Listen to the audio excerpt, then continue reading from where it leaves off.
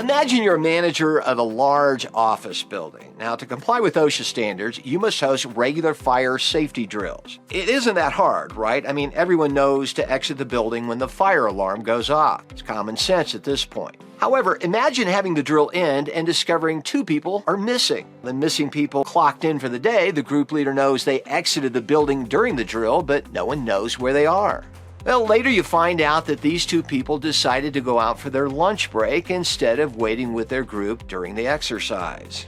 What would have happened if that wasn't a drill but an actual emergency?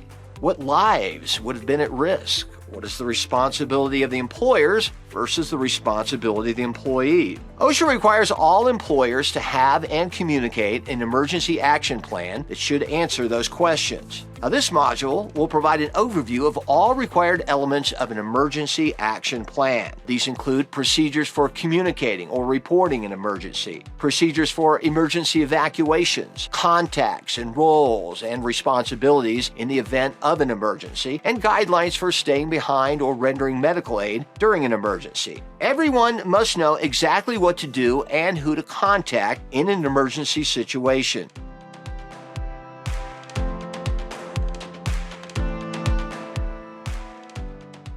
According to OSHA standards, all employers must have and communicate an emergency action plan. Any employer with over 10 employees must have a written emergency action plan accessible to all employees. Now, employers with fewer than 10 people can explain their emergency action plan orally. However, everyone from management to the frontline employee should know exactly what to do in any given emergency situation.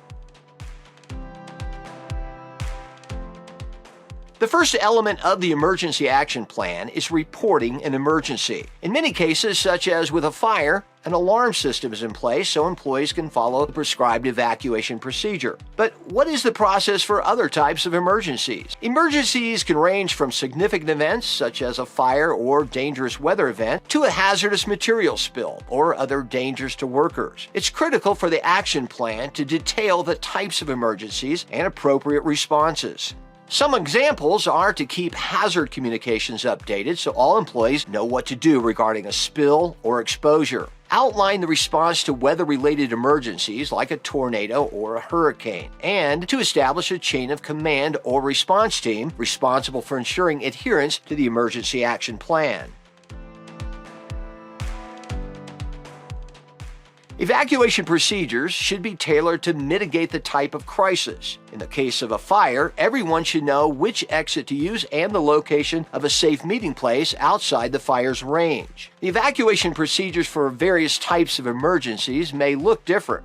For example, in the event of a hazardous material spill, workers within the range of impact should evacuate while those outside can shelter in place. Similarly, the response to an earthquake versus a tornado is strikingly different. During an earthquake, all should evacuate outside if given notice or take shelter under a sturdy object. Everyone should evacuate to the designated safe area in case of a tornado or hurricane. Each action plan should detail the type of emergency and a specific evacuation plan. Now, these plans should be provided or posted for all employees, or if the employer is small enough, these plans may be communicated orally among the workers. There should be zero guesswork. Each evacuation plan should be detailed enough to understand roles and responsibilities. A plan should clearly outline those roles by answering these questions. Who is alerted?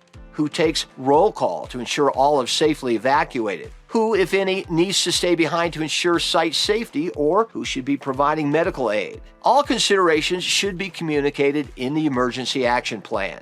Now, some evacuation best practices are to create floor plans that detail exit routes and assembly points or locations, show where fire extinguishers, fire aid kits, and spill kits can be found, keep exit routes well lit and clear of clutter, designate leaders who can help guide people through exits and account for employees when gathering in the designated assembly area, and to explicitly state who should stay behind to shut down critical operations while still ensuring these workers know when to evacuate themselves.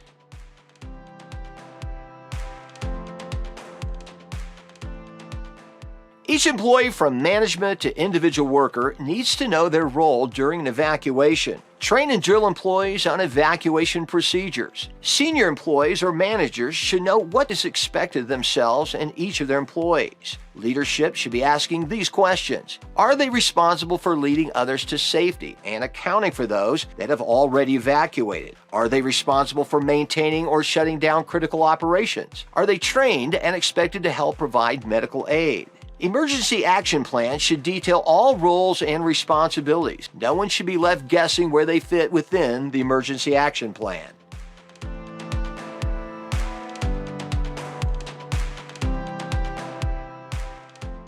Fire prevention is a large part of emergency planning. Plans should list all significant fire hazards, point to updated hazard communication and safety data sheets, provide the location of potential ignition sources and their control, and the type of fire protection equipment necessary to control each significant hazard. Fire prevention plans should include the following: the available hazard communications detailing the procedures for storing and cleaning of flammable materials or waste, processes for controlling workplace ignition sources such as smoking, welding, and burning, procedures for properly cleaning and maintaining heat-producing equipment such as burners, heat exchangers, boilers, ovens, stoves, and fryers, with instructions to keep flammables away from this equipment, and to inform workers of the potential fire hazards of their job and require review of the fire prevention plan with all new employees.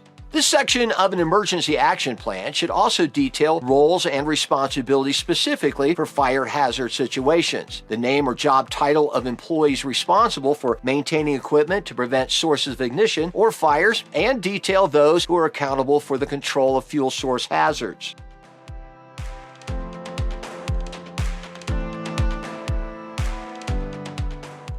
Employers should have procedures when faced with a crisis to ensure smooth management or evacuation. These controls or procedures should be tailored to the type of event.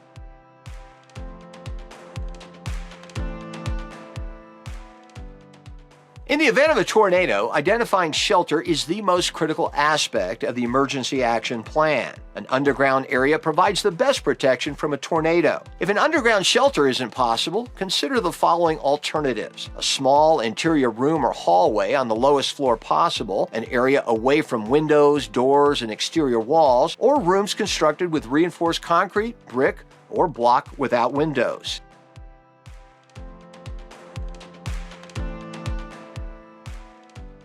It's essential to know the warning terms used for hurricanes and also your local community's own emergency plans, warning signals, and nearest shelters. Watches means that a hurricane or tropical storm could potentially form in an area. Hurricane or tropical storm warnings mean that a hurricane or tropical storm is expected to reach the area within 24 hours. Be prepared to follow the local authorities' instructions and evacuate if instructed to do so. If your company is in an area with a high potential or frequency of hurricanes, your emergency action plan should incorporate information from the Federal Emergency Management Agency, FEMA. Now, the 1 to 5 rating is based on a hurricane's sustained wind speed and estimates potential property damage. Category 3 hurricanes and higher are considered major because of their potential for significant loss of life and damage. Category 1 and 2 storms are still dangerous and require preparatory measures even if an evacuation isn't needed.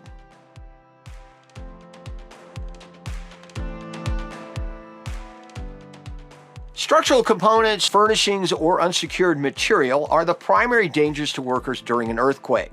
Burns resulting from building fires due to gas leaks, electrical shocks, and possible exposure to stored hazardous materials are also a concern. Some essential components when creating an earthquake preparedness section in your emergency action plan are to identify safe places under a sturdy table or against an interior wall away from windows and furniture that could fall on you. Practice drop, cover, and hold on in each safe place. Require practicing these safe earthquake procedures twice a year to reinforce safe behavior. Everyone in your workplace should know what to do if an earthquake occurs. You want to stay in place until the shaking stops. Look out for fires. Always use the stairs to exit a building after an earthquake. And if you're outside when the earthquake starts, stay outside. Do not enter buildings. Now, under certain conditions, evacuation may be necessary, typically if the event has forewarning or if officials advise evacuation. A transparent chain of command and designation of the person authorized to order an evacuation is required. Specific evacuation procedures, including routes and exits and how to assist others, should be detailed in order to prepare for scenarios that require evacuation.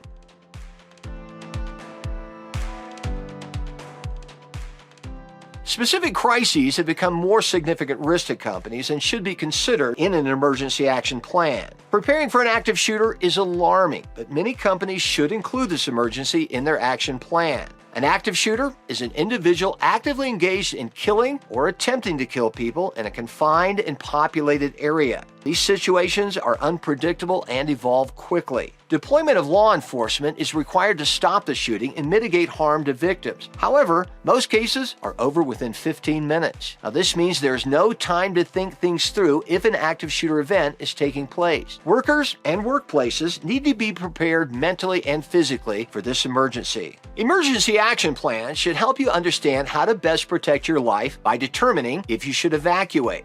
Have an escape route and plan in mind. Help others escape, but continue to evacuate even if others decide not to follow. Leave your belongings behind. Be aware of your environment and possible dangers. If evacuation is not possible, find a place to hide. Now, your hiding place should be out of the active shooter's view and provide protection. Do not trap or restrict your ability to move. Make sure to lock or blockade the door. Take action against the shooter. As an absolute last resort, attempt to take the active shooter down when you cannot flee and the shooter is in close range. The first officers to arrive at the scene will not stop to help injured people. Expect rescue teams to follow the initial officers that will treat and remove any injured persons. Once you've reached a safe location or an assembly point, law enforcement will likely hold you in that area until the situation is under control.